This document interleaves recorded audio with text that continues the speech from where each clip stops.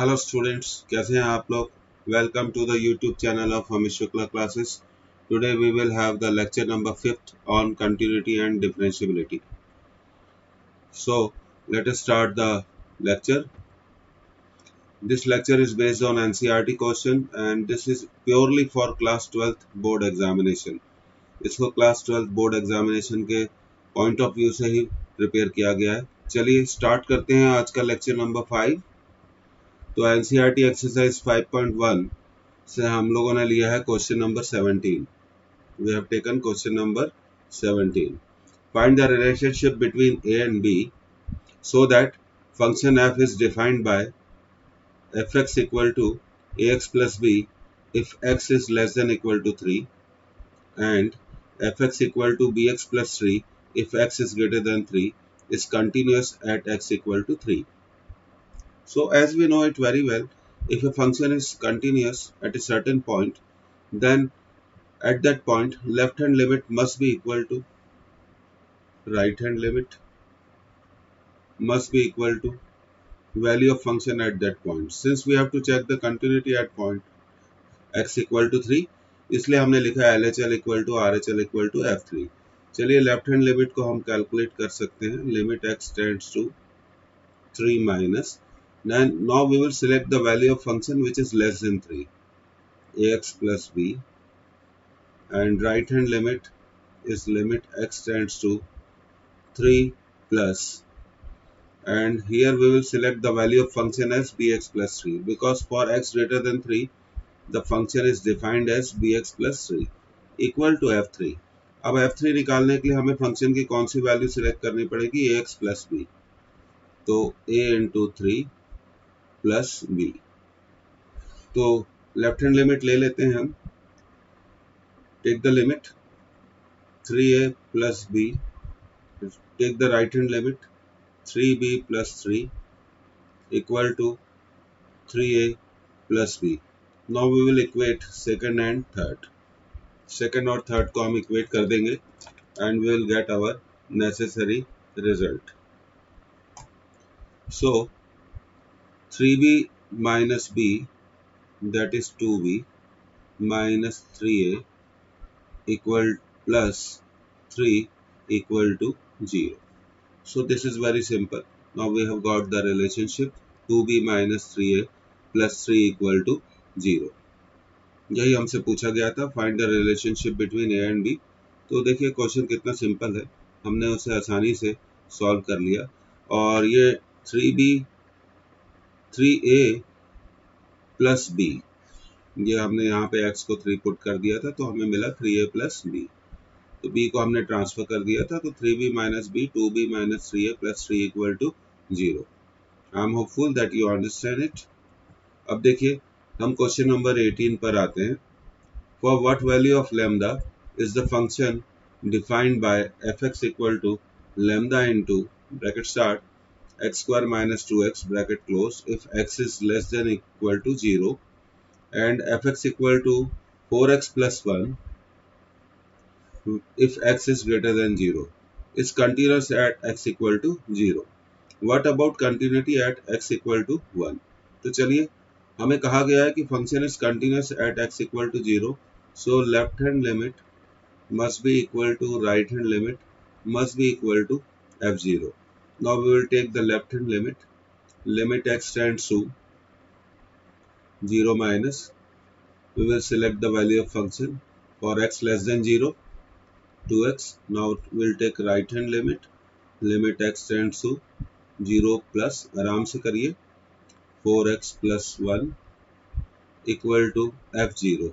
And to get the value of f0, here function is defined for x equal to 0. We will put x equal to 0. So you will get it 0 square minus 2 into 0. So that is 0. Now we'll take the left hand limit. Here that is come as 0. Now the right hand limit is 1 and f0 is 0. So clearly the function is not continuous. But we are told that function is continuous. So how we should write down the answer? Function is not continuous for x equal to 0 for any value of lambda, for any value of lambda. Now we will go for the second part. What about the continuity at x equal to 1? At x equal to 1, definitely you know that the 1 is greater than 0. So for this case, we will select the value of function as 4x plus 1. Let us do it. Now fx is 4x plus 1. Okay. Now we will take the left hand limit. Limit x tends to 1 minus 4x plus 1. The limit is 4 into 1 plus 1. That will come as 5. Now let us calculate right hand limit. Limit x tends to 1 plus 4x plus 1, and the right hand limit will again come as 5.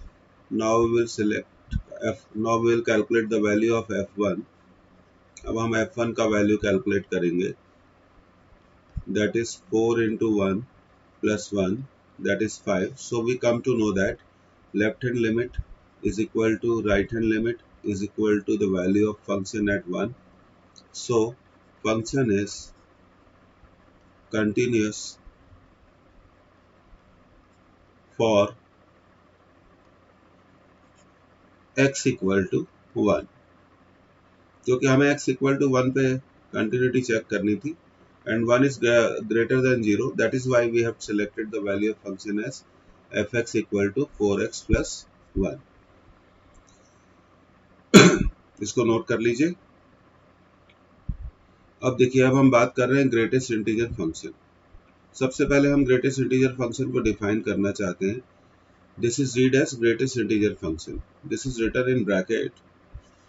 Greatest integer function, it is an integer less than or equal to x.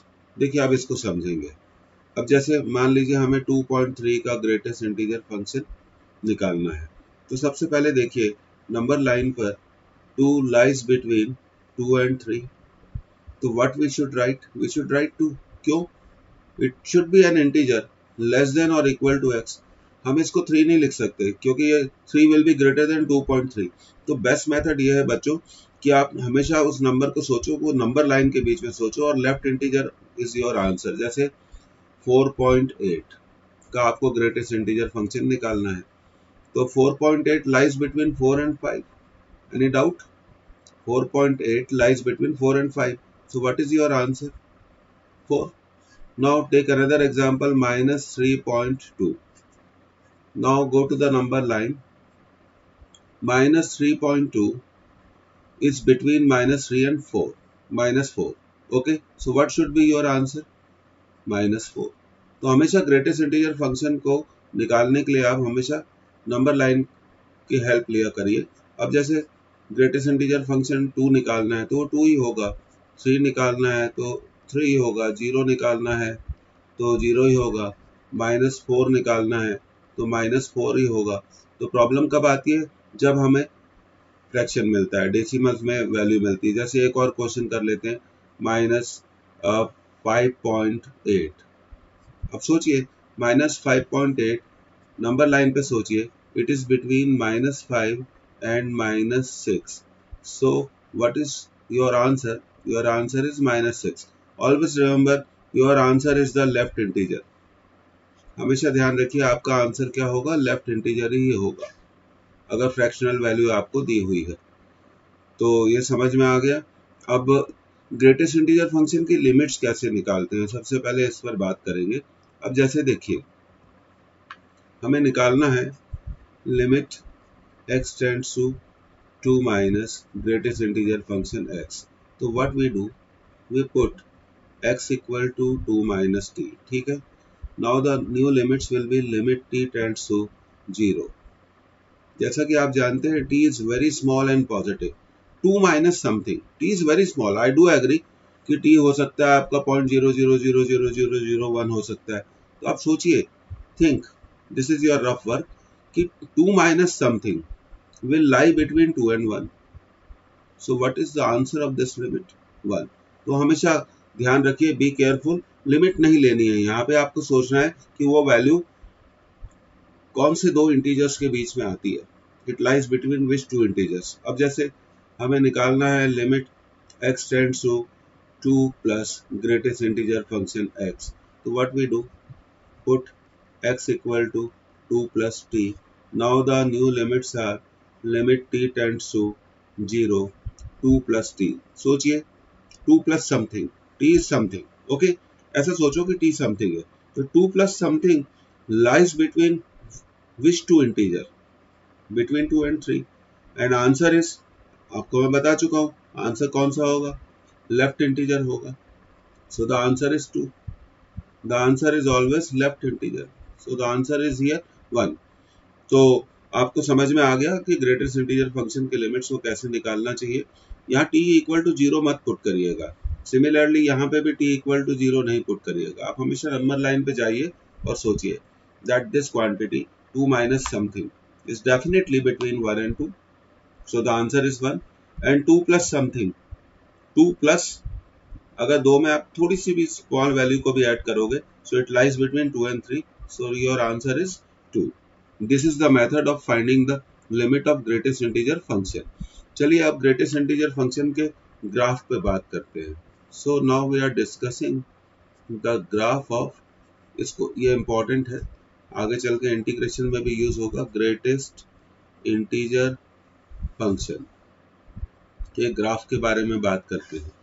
तो देखिए ये याद रखिए, greatest integer function, let y equal to greatest integer function, it is 0 when x is between 0 and 1.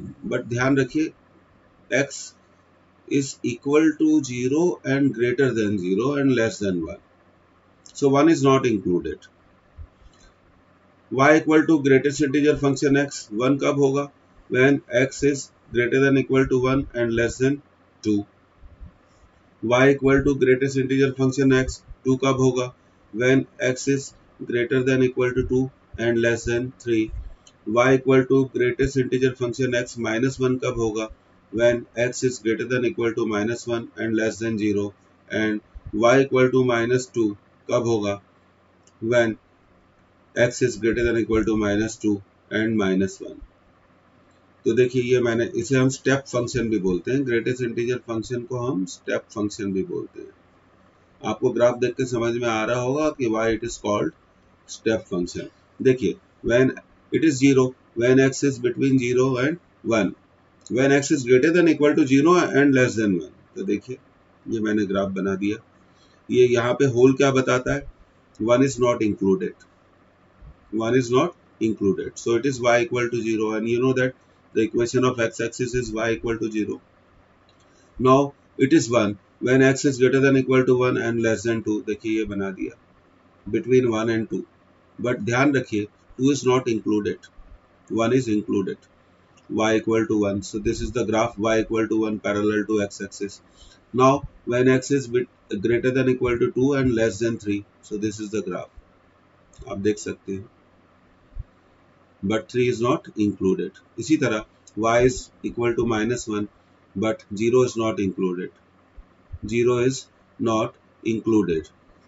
Equal to minus 1 and 0 is not included. तो थोड़ा हमें इस graph को सुधारना पड़ेगा, थोड़ा हमें इस ग्राफ को सुधारना पड़ेगा बेटा. ये ऐसे आएगा because minus 1 is not included. तो ये थोड़ा ग्राफ को आप लोग सुधार लीजिए. तो इसीलिए हम इसे कौन सा फंक्शन कहते हैं, स्टेप फंक्शन कहते हैं. तो ये ग्राफ आपको बुक्स में भी मिल जाएगा. थोड़ा इसका आप ध्यान रखिए, इसकी अच्छी प्रैक्टिस करिए. आगे चल के कैलकुलस में ये वाइडली यूज होने वाला ग्राफ है और फंक्शन है. अब देखिए क्वेश्चन नंबर 19 कर रहे हैं. Exercise 5.1 NCERT 12th class. Show that the function defined bye gx, x minus greatest integer function x is discontinuous at all integers. देखिए ग्राफ से भी पता चलता है कि 1 पे ग्राफ क्या हो रहा है. देखिए 1 पे ग्राफ क्या हो गया, ब्रेक हो गया. फिर ग्राफ ब्रेक हुआ किस पे, 2 पे. तो इंटीजर वैल्यूज पे ग्राफ ब्रेक होता है. तो इंटीजर वैल्यू पे हमेशा याद रखिए keep it in your memory, it is always discontinuous. So let us solve this question. कैसे करेंगे? Let sorry, k is any integer. हमने सपोज कर लिया k is any integer. Now for x equal to k, we will find left hand limit. Left hand limit x tends to k minus x minus greatest integer function x. So we will put x equal to k minus t. So the limits will be limit t tends to 0 k minus t minus k minus t k minus t. अब limit ले लीजिए. यहाँ पे तो हम t को 0 रख सकते हैं. यहाँ पे हम t को क्या रख सकते हैं? 0 रख सकते हैं. अब k माइनस टी, सोचिए k minus T is between k and k minus 1. तो इसका आंसर क्या आएगा? k minus 1. इसका आंसर क्या आएगा? k minus 1. जैसे मैंने आपको बताया था 2 माइनस टी का आंसर क्या आया था? 1 आया था. तो आंसर क्या आएगा? k minus 1. ध्यान रखिए. अब इसके बाद अब इसे सॉल्व कर लेंगे. k minus k plus 1. So the left hand limit is 1. Now let us find right hand limit. अब हम right hand limit निकालेंगे. Limit x tends to k plus x minus greatest integer function x. अब क्या करना है? Put x equal to k plus t. Now the new limits will be limit t tends to 0 k plus t minus k plus t. Take the limit k, this is 0, k plus t is between k and k plus 1. So the answer is k. So right hand limit is coming as 0. So LHL is not equal to RHL.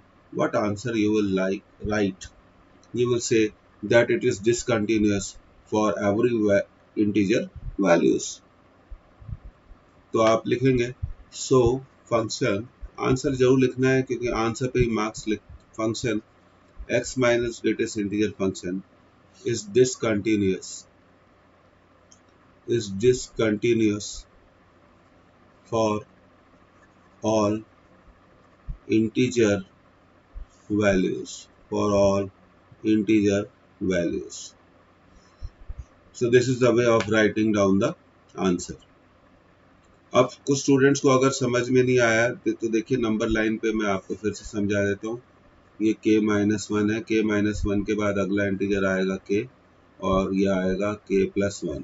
अब जैसे आपको limit निकालनी थी k minus T, so it will be between k minus 1 and k. So the answer is k minus 1. अब जैसे आपको limit निकालनी थी k प्लस टी की, तो k plus T is between k and k plus 1. So the answer is k. अब समझ में आ गया. कोई भी डाउट हो तो आप मेरे व्हाट्सएप नंबर पे क्या कर सकते हैं? कांटेक्ट कर सकते हैं. कुछ स्टूडेंट की शिकायत है कि सर लेक्चर में गैप बहुत हो रहा है. अब ये शिकायत आपकी दूर हो जाएगी. अगला लेक्चर आपको एक दिन बाद, हर अल्टरनेट डे में आपको लेक्चर्स मिलेंगे. प्लीज़ शेयर करिए और सब्सक्राइब करिए. Thank you. फिर मिलते हैं कंटिन्यूटी के लेक्चर नंबर 6 में.